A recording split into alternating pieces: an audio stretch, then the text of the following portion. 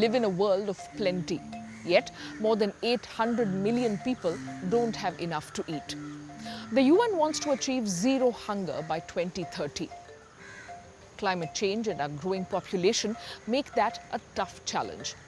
On Eco India today, we explore ways in which agriculture can make a difference. Hello and welcome, I'm Sanuta Raghu. Agriculture is the main source of livelihood for more than half of India's population. Most farmers are poor and many struggle to survive. New techniques hold out the promise of improving their productivity and income. One is aquaponics, a resource-saving system that marries fish and vegetable farming. We visited India's first aquaponics village, which aims to become fully self-sufficient for all its food needs.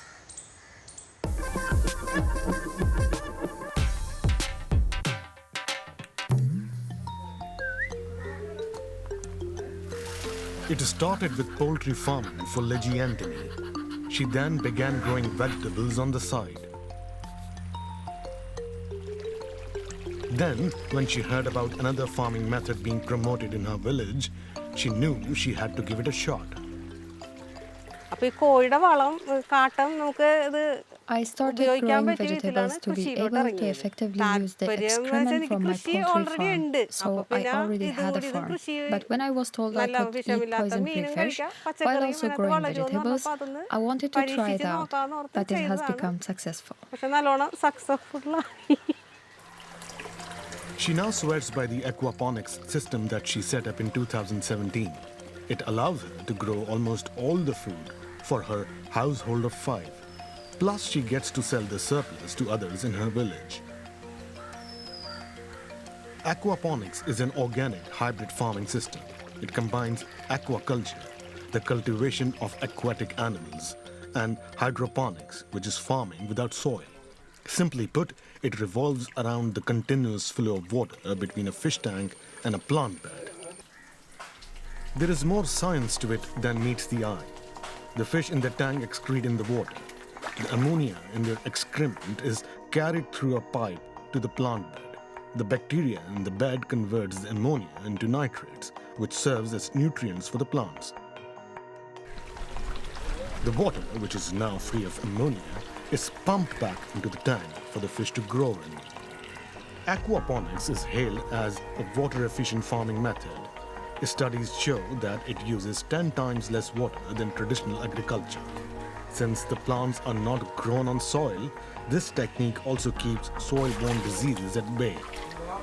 The use of pesticides is ruled out because they would endanger the fish.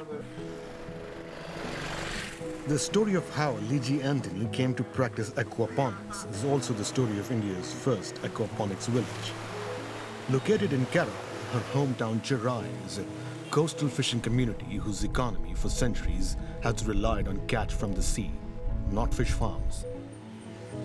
But Kerala's fish stocks are under threat from overfishing, pollution, and the effects of climate change.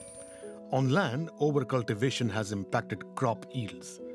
In response, officials launched an aquaponics pilot project in 2016. A local bank provided interest-free loans of 20,000 rupees or 250 euros along with technical training. That has helped close to 200 families set up their own systems at home. Now, demand is growing. We really want to scale this up. We have about 10,000 families in our community and want all of them to adopt this method. It is a mission Kishore Kumar has taken to heart. The retired forest officer was one of the first to set up an aquaponics system when the project was launched in Chennai. Now, 7 years later, he not only grows all his food but also runs training courses on aquaponics, not only in Chennai but in other parts of Kerala as well as in states like Tamil Nadu and Goa.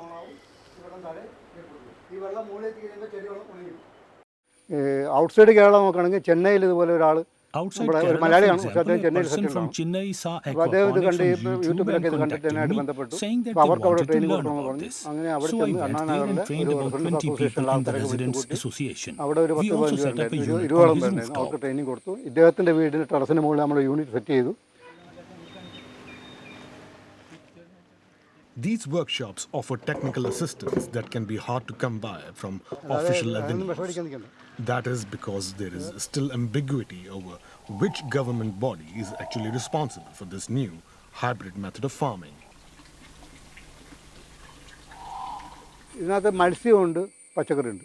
ഇത് രണ്ട് മിനിസ്ട്രിയുടെ This has fish and farming. They come under different ministries which are two entirely different departments. Fisheries department doesn't know much about agriculture. Agriculture department doesn't know much about fisheries. So the government know-how is not there if ആരെങ്കിലും people ഒരാൾ approach ഒരു them. കർഷകൻ That's the most സമീപിച്ചു കഴിഞ്ഞാൽ challenging bit. അവർക്ക് പറഞ്ഞു കൊടുക്കാൻ know-how ഇല്ല. Apart from constant maintenance, there are other limitations that could prevent aquaponics from being widely adopted in India. Potatoes, carrots, and root vegetables in general, which need more space than a plant bed can offer, cannot be grown easily using this method. The cost to set up and the need to continuously power the system are also considered disadvantages. But experts say the benefits outweigh the downsides. അതും കുറഞ്ഞ അളവിലുള്ള വിദ്യുച്ഛക്തി Aquaponics requires very little amount solar of panels power. ഒക്കെ ഉപയോഗിച്ചിട്ടുള്ള And solar now electricity can be produced through solar energy and solar panels. ഉൽപാദനവും നടക്കുന്നുണ്ട്. This പക്ഷേ is ഇതൊരു a sustainable സുസ്ഥിരമായിട്ടുള്ള method of കൃഷിരീതിയാണ്. farming. ഇവിടെ നമ്മൾ യാതൊരു രീതിയിലുള്ള This കറങ്ങി operates വീണ്ടും entirely with ജീവജാലങ്ങൾക്കുള്ളിൽ living തന്നെ കിടന്ന് organisms. പ്രവർത്തിക്കുകയാണ് ചെയ്യുന്നത്. It അപ്പോൾ അത് can't get more ഇതുപോലെ sustainable than സുസ്ഥിരമായിട്ടുള്ള this. ഒരു കൃഷിരീതി വേറെ ഉണ്ടാവില്ല. Despite challenges, interest in aquaponics seems to be picking up in India, with farms now in Maharashtra, Uttarakhand, and Haryana.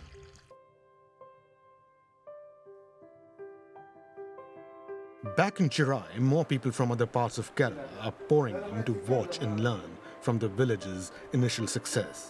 The past few months have been the busiest for Kishore Kumar since the beginning of the pandemic. For him and other residents here, it is a sign that their work has only just begun. Now, from crops in the fields to animals on the farm, and strategies to meet a growing global demand for meat. We're already milking the most out of our livestock through selective breeding and gene editing. Scientists say we could use the same methods to make meat production more sustainable. The question is, should we? They're large, they're muscly, and they're the pride and joy of their breeders. We're squeezing as much as we can out of our animals. The world is getting ever hungrier for meat and milk, but by pushing animals to their limits, we're doing the same to our planet. But if we can turn our animals into food production machines, couldn't we also breed them to be more environmentally friendly? There's hardly any ecological niche where genetics or genomics can't come up with a solution. Scientists are working on designing more sustainable animals by selective breeding or even by artificially changing their genetic code. Revolutionary ways to make food production more sustainable or a dangerous manipulation of nature. For more than 10,000 years, we humans have optimised corn and rice harvests and engineered zucchinis to be non-toxic, sheep stronger and wolves more obedient. We've been doing this very successfully. This is Professor John Dupre. He's an expert on the ethical aspects of animal breeding. I mean, if you compare the growth rates and the sizes of animals just over the last few decades, I mean, there's been enormous increases in productivity. The hunger for more and cheaper meat and milk has led to chickens that seem fully grown at 20 days, double-muscled cattle and pigs born with 4 extra ribs. In 1961, a single cow in the US produced 9 litres of milk per day. Today's cows produce an average of 28 litres. That means that through breeding, the carbon footprint of 1 glass of milk is a third of what it was many decades ago. Cows still burp and fart greenhouse gases, but they also produce much more milk. However, a far higher milk consumption worldwide negates these savings in emissions. And there's a brutal flip side to such food production too. Animals that live in horrific conditions or grow far faster or heavier than their bodies can cope with. And one factor is driving this to ever greater extremes. Meat consumption is booming around the world. While the global population has roughly tripled in the past 60 years, meat production has increased fivefold, with richer countries devouring most of it. Livestock farming requires enormous quantities of water and agricultural land for animal feed and contributes more than 14% of all man-made greenhouse gas emissions. And regardless as to how productive our livestock is, the way we produce our food is disastrous for the planet. That's why some researchers are trying to improve livestock sustainability, either by selective breeding or by artificially changing. The company Aqua Bounty promises that their genetically modified fish is more sustainable than traditionally produced salmon. They introduced genes from other wild fish to create what they call Aqua Advantage salmon. These super salmon are supposed to grow twice as fast as usual salmon and require up to 25% less feed. This is not about sustainability. This is not about producing better animals. This is about producing a genetically engineered product for the profit of the company. This is Dana Pearls from the NGO Friends of the Earth, who advocates against this practice. And we can't see the data. There's a lot of data that is protected as confidential business information. We asked the company for a statement and access to their scientific data, but hadn't received an answer by the time we made this video. The US Food and Drug Administration approved the fish as safe to eat in 2015, but the decision saw heavy backlash from civil society and environmental groups. They took the company to court. There is scientific evidence highlighting the risk that if genetically engineered salmon breed with wild salmon, that within a couple generations, wild salmon could go extinct. And not only are ecosystems at risk, the potential benefits of artificial genetic engineering can come at a price: undesirable mutations and side effects. In 2020, a US court ruled that the FDA had failed to sufficiently investigate the environmental consequences of approving genetically engineered salmon. But what about less invasive selective breeding? That's when animals with the desired features are crossbred with each other to boost or disable certain traits. Their genes are not directly modified. This sheep has won an award, or rather its creators were honoured for their contribution to mitigating climate change. And where else could this sheep have been bred than in New Zealand, where sheep outnumber humans 6-1. Greater sustainability in its meat and wool industries is key for the country's own net zero target. We've basically discovered that we can breed for less methane. This is Dr. Suzanne Rowe. For years, she's looked at how sheep could burp out fewer climate-damaging gases. We can change the bugs that are in the stomach that break down the feed, and we can change the amount of methane that's emitted. Every generation of sheep bred here emits slightly less methane than the previous one, an effect that accumulates over time. Dr. Rowe says that apart from burping and farting less methane, the sheep are as healthy and productive as their high-emitting companions, and even meet the criteria for organic farming. To selectively breed the low-methane sheep, the scientists first had to find the less gassy ones. So they put the sheep into a special high-tech chamber and let them get windy. The sheep here are only used for research purposes. They're not sold. The institute is travelling the country measuring the methane levels of sheep regardless of breed. This means farms can select the more sustainable animals themselves. The so-called fart chamber could potentially also be used for other grazers too.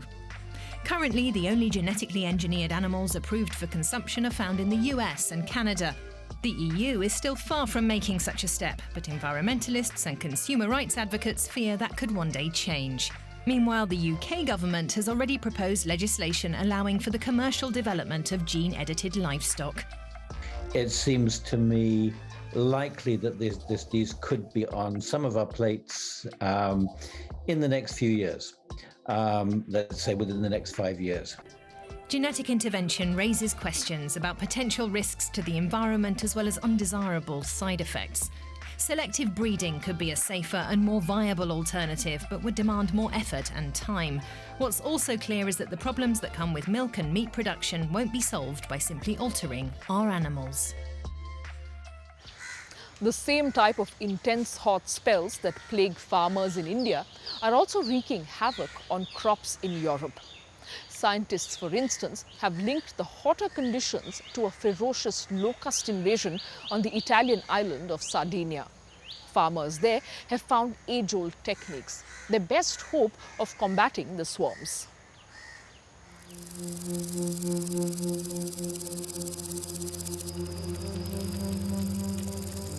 A barren landscape and the last stragglers of a recent locust swarm. The insects left a trail of devastation in their wake. Also on farmer Antonello Brau's pastures.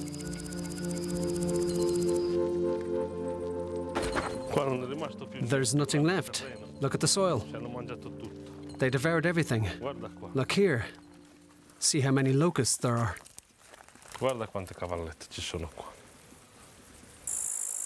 The slurry tank is full of locusts. Antonello had to move his 800 goats to the surrounding countryside, as there was nothing left for them to graze on here. The insects even ate the hay for the winter, which will mean higher costs on a job that's already hardly profitable. It's impossible to calculate the damages they caused. We've had locust invasions since 2019, but it's never been as bad as this year.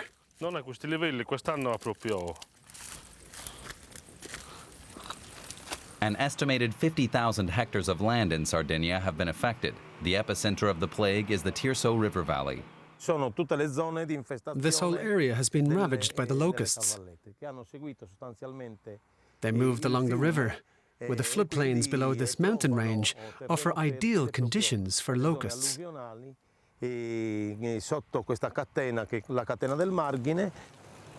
Gavino and Fabio work for the Regional Agriculture Agency. Part of their job is to try to gain control over the pests. Here, this female is laying her eggs. She digs a hole, clears it out, then in go the eggs. Every female deposits up to 30 eggs 3 times each season. These are the pods they lay their eggs in, 3 next to each other. Inside are the eggs of the locusts. Their life cycle lasts from April to July. They lay eggs 3 times, and then they die. Locusts will even eat other dead locusts. Fabio says proper plowing of the land is an important tool for combating invasions. Plowing is important in order to get the eggs out of the ground and onto the surface, because only there can they be eaten by their natural predators, birds, pigs, wild boars, or other omnivores.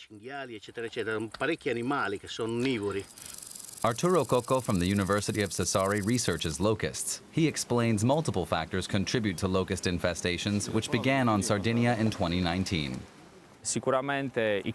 Climate change plays a big role, because we now have long, dry periods. On top of that, more and more land has been abandoned. It's no longer being cultivated or managed.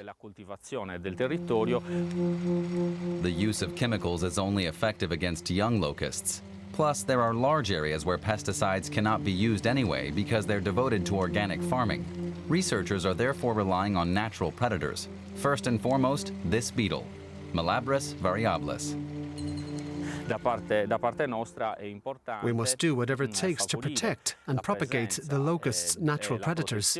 It's the only way we can control this infestation.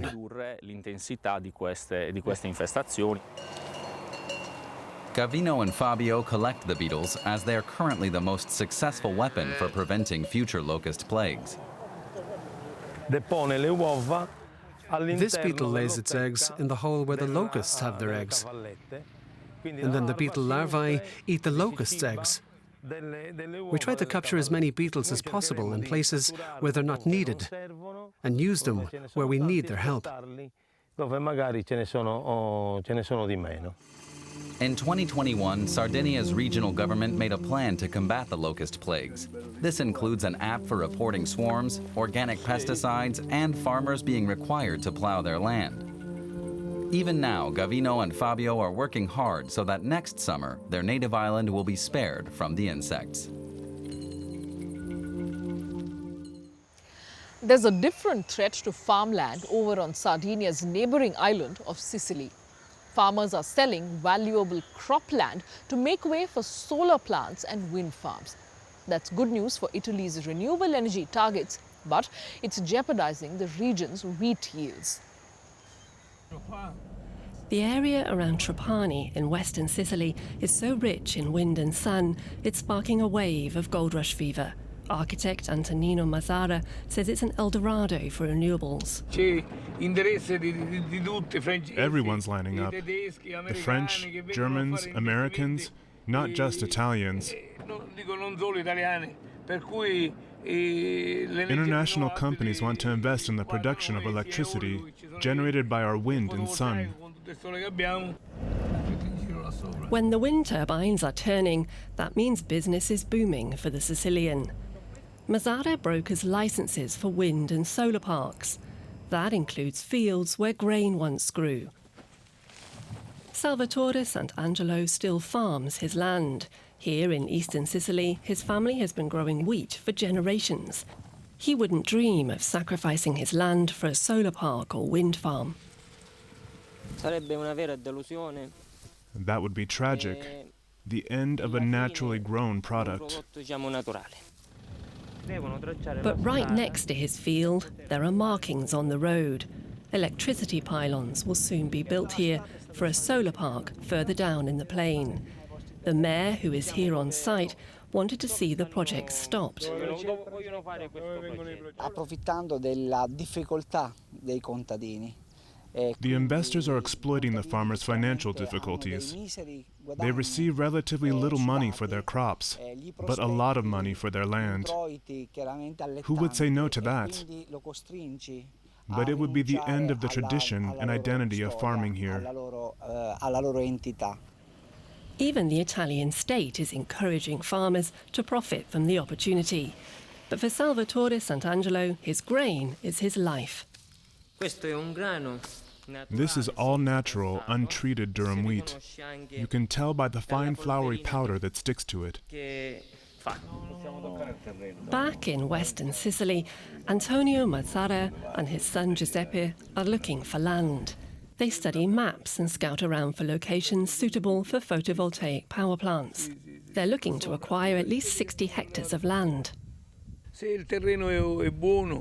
If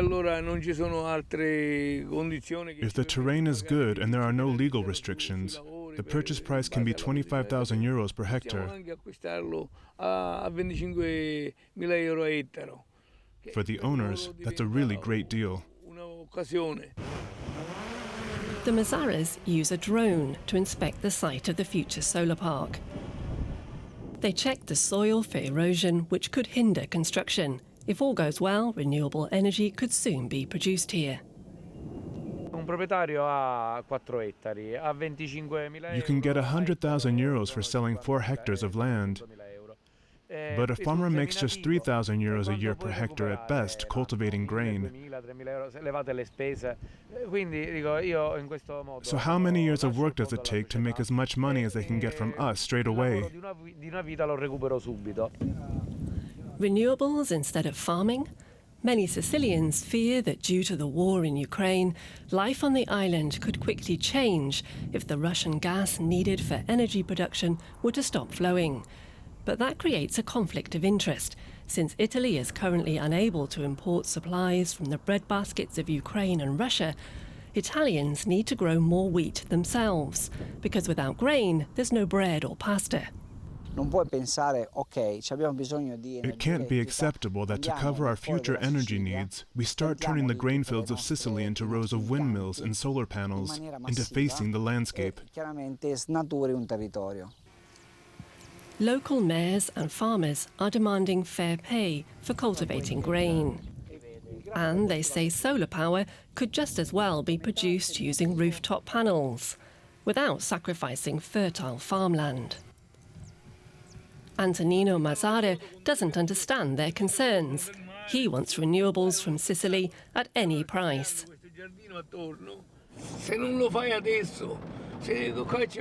We have to provide the capacity now because we're running out of Russian gas. We have clean energy, we just have to harness it. Electricity or bread, renewable energy or farmland. The war in Ukraine is forcing people in Sicily to make tough choices too. Tough choices, like we just saw, will only get tougher going forward. Each one of us is bound to be affected by unsustainable agricultural practices, growing populations and climate change. The time to speak out for change is now. I'll leave you with that and see you again next week. Goodbye and thanks for watching.